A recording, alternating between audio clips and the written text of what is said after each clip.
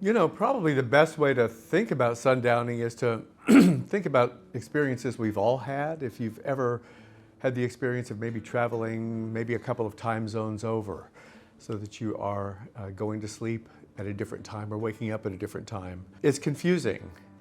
And you may experience confusion if you wake up in a strange hotel room and it's dark and you don't recognize anything. And your mind struggles for an instant to try to realize, where am I? One of the other things that contributes to this kind of confusion is fatigue, time of day. So a disruption in routine combined with being tired, generally occurs toward the end of the day, is a perfect formula for somebody developing symptoms of sundowning.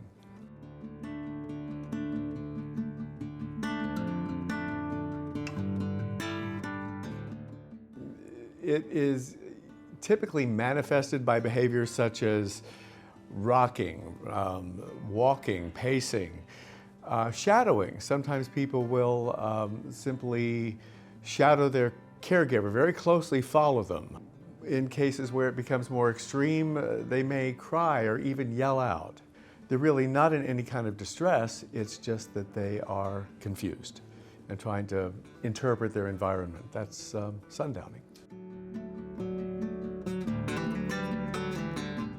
Anything that makes your environment more familiar and predictable is going to minimize the chances of having a breakdown. So not only eating times, personal care times, sleeping times, it's also helpful to have familiar objects such as maybe a pillow from home or photographs or a blanket.